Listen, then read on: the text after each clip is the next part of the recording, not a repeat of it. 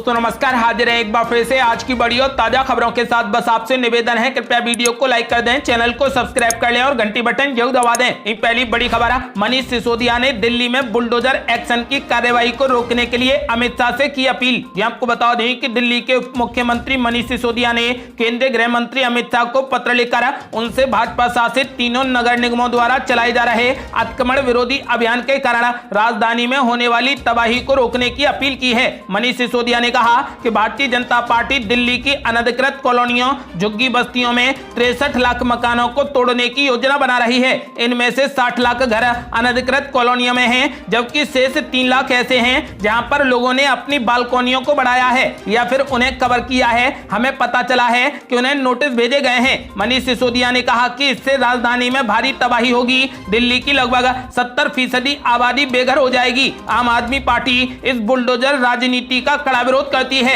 मनीष सिसोदिया ने गृह मंत्री अमित शाह से इस कार्रवाई को रोकने की अपील की है। और बड़ी खबर, ज्ञानवापी मस्जिद में सर्वे का मामला पहुंचा सुप्रीम कोर्ट। सुप्रीम कोर्ट ने सर्वे पर रोक लगाने से किया साफ इनकार। ये आपको बता दें कि ज्ञानवापी मामले में वाराणसी कोर्ट ने 17 मई तक सर्वे रिपोर्ट न्यायालय में पेश करने के आदेश दिए हैं। साथ ही कहा है कि ताला खोलकर या ताला तोड़कर जैसे भी हो सर्वे पूरा करवाएं। आपको बता दें कि उधर अब ये मामला अब सुप्रीम कोर्ट में पहुंच गया है। याचिका में वाराणसी कोर्ट के आदेश पर रोक की मांग की गई है। याचिकाकर्ता के वकील हुजैफा अहमदी ने इसे प्लेसेस ऑफ वर्शिप एक्ट के खिलाफ बताया है और सुप्रीम कोर्ट से तुरंत सुनवाई की मांग की है। इस पर चीफ जस्टिस ने कहा कि तुरंत कोई भी आदेश नहीं दे सकते, फाइल देखने के बाद ही सुनवाई पर निर्णय लिया जाएगा। आपको बता दें कि फिलहाल सुप्रीम कोर्ट ने इस पर तुरंत फैसला नहीं दिया है। और बड़ी खबर, मुस्लिम पक्ष के साथ मीटिंग के बाद डीएम का बड़ा ऐलान, कल से शुरू होगा ज्ञानवापी मस्जिद में सर्वे का काम। आपको बता दें कि ज्ञानवापी मस्जिद में कमीशन की कार्यवाही में सहयोग के लिए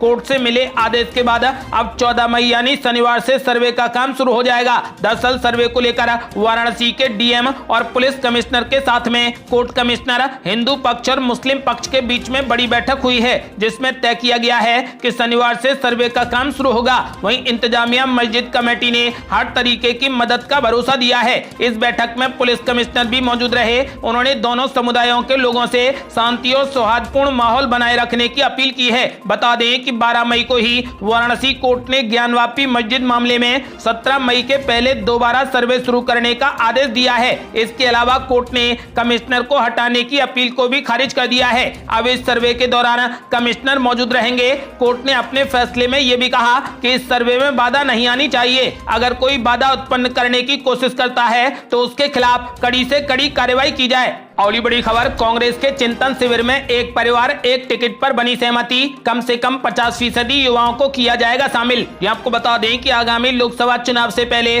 कांग्रेस ने संगठन के पेच कसने शुरू कर दिए हैं। इसी कड़ी में राजस्थान के उदयपुर में 3 दिवसीय चिंतन शिविर का आयोजन हो रहा है। कांग्रेस ने उदयपुर चिंतन शिविर के दौरान संगठन में बदलाव के लिए कुछ बड़े फैसले किए हैं। कांग्रेस महासचिव अजय माकन ने बताया कि पार्टी एक परिवार एक टिकट के नियम पर पूरे तरीके से एकमत है। उन्होंने सम्मेलन के बाद पार्टी में बड़े संगठनात्मक बदलाव का वादा किया है। अजय माकन ने कहा कि पैनल के सभी सदस्य लगभग पूरे तरीके से इस बात पर सहमत हैं कि एक परिवार के एक ही सदस्य को टिकट दिया जाए। परिवार के दूसरे सदस्य को पार्टी तभी टिकट देगी जब उसने संगठन में कम से कम 5 साल काम किया हो। साथ ही पार्टी में अब कोई भी नेता किसी भी पद पर 5 साल से ज्यादा नहीं रहेगा। अगर ऐसे किसी व्यक्ति को किसी पद पर वापस लाया जाना हो तो उसे कम से कम 3 साल का कूलिंग पीरियड अनिवार्य होगा। वहीं युवा दिखने की कवायद में कांग्रेस ने यह भी तय किया है कि अब हर स्तर पर संगठन में कम से कम 50% युवाओं को शामिल किया जाएगा।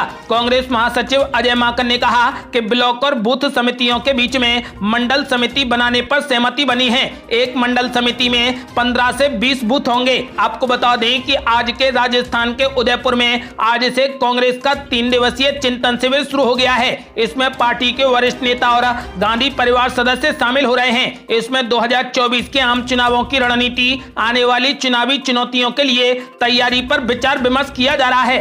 और बड़ी खबर, अकबरुद्दीन ओवैसी ने राज ठाकरे पर दिया विवादित बयान, बोले हम शेर हैं, कुत्तों को नजरअंदाज कर देते हैं। ये आपको बता दें कि महाराष्ट्र में लाउड स्पीकर और हनुमान चालीसा पर सियासत जारी है। इस बीच AIMIM के नेता और हैदराबाद से विधायक अकबरुद्दीन ओवैसी ने महाराष्ट्र नवनिर्माण सेना प्रमुख राज ठाकरे के खिलाफ आपत्तिजनक टिप्पणी की है। औरंगाबाद में आयोजित एक सभा में अकबरुद्दीन ने राज ठाकरे का नाम लिए बगैर कहा कि मैं यहाँ किसी को जवाब देने नहीं आया हूँ, ना ही किसी को बुरा कहने आया हूँ और ना ही मैं किसी को जवाब देना चाहता हूँ। मेरे पास एक सांसद है, तुम तो बेघर हो, लापता हो, अपने ही घर से बेदखल कर दिए गए हो। मैं कहूंगा कि जो भौंकते हैं उन्हें भौंकने दो। अकबरुद्दीन ओवैसी यही नहीं रुके, उन्होंने आगे कहा कि कुत्तों को भौंकने दें, हम शेर हैं, इनको नजरअंदाज कर देते हैं, उनके जाल में ना पड़े, जो कुछ भी कहें बस मुस्कुराएं और अपना काम करते रहें। अकबरुद्दीन ओवैसी ने आगे कहा कि देश में नफरत की बात हो रही है, लेकिन वो नफरत से नहीं बल्कि प्यार से जवाब देंगे।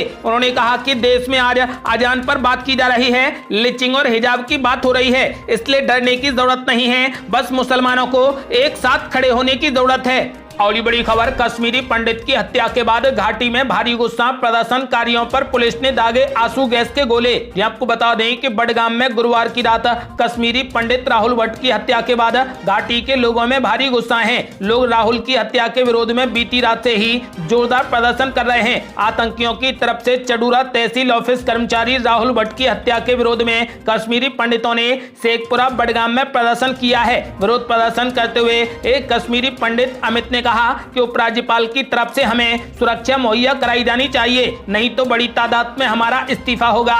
वहीं कश्मीरी पंडित कर्मचारी एसोसिएशन के सदस्यों ने अनंतनाग में प्रदर्शन करते हुए बडगाम में राहुल पंडित की हुई हत्या के खिलाफ इंसाफ की मांग की है। जम्मू कश्मीर में कश्मीरी पंडितों की हालिया हत्याओं के विरोध में प्रदर्शन करते हुए बडगाम के एयरपोर्ट रोड की ओर बढ़ रहे प्रदर्शनकारियों पर पुलिस ने आंसू गैस के गोले भी दागे हैं। आपको बता दें कि एसोसिएशन के सदस्य संदीप भट्ट ने कहा कि हमने सरकार से यह भी कहा है कि हमें उन जगहों पर पुनर्वास करें जहां पर हम सुरक्षित महसूस कर पाएं। और बड़ी खबर, चिंतन शिविर में सोनिया गांधी ने बीजेपी पर साधा निशाना, कहा केंद्र एजेंसियों का गलत इस्तेमाल कर रही बीजेपी। ये आपको बता दें कि चिंतन शिविर में सोनिया गांधी ने बीजेपी पर निशाना साधा है। उन्होंने कहा कि केंद्र एजेंसियों का गलत इस्तेमाल हो रहा है। उन्होंने ये भी कहा कि नव संकल्प चिंतन शिविर हमें उन कई चुनौतियों पर चर्चा करने का अवसर देता है जिनका सामना देश भाजपा, आरएसएस और उसके सहयोगियों की नीतियों के परिणाम स्वरूप कर रहा है। आपको बता दें कि सोनिया गांधी ने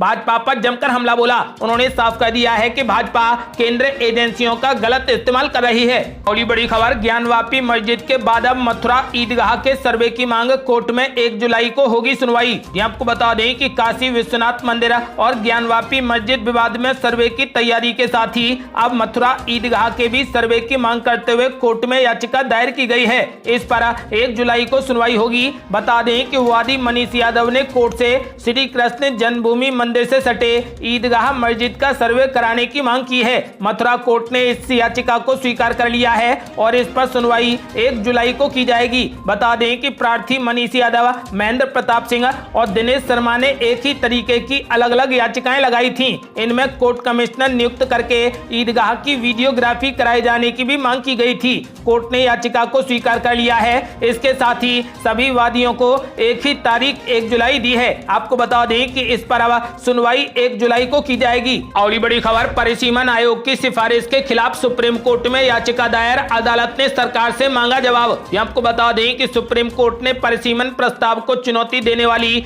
चुनौतीपूर्ण याचिका पर शुक्रवार को केंद्र सरकार और जम्मू कश्मीर प्रशासन से जवाब मांगा है। एक परिसीमन पैनल ने केंद्र शासित प्रदेश जम्मू कश्मीर में विधानसभा सीटों को 83 से बढ़ाकर 90 करने की सिफारिश की है। स्थानीय निवासियों द्वारा दायर याचिका में कहा गया है कि परिसीमन अधिनियम 2022 के तहत परिसीमन आयोग का गठन शक्ति और अधिकार क्षेत्र के बिना है। मामले में अगली सुनवाई अब 30 अगस्त को होगी। जम्मू कश्मीर में परिसीमन आयोग की सिफारिश के खिलाफ स्थानीय निवासियों ने सुप्रीम कोर्ट में याचिका दाखिल की है। और बड़ी खबर, गुजरात में सरकार बनाने की पूरी तैयारी में आम आदमी पार्टी 15 मई से निकालेगी परिवर्तन यात्रा।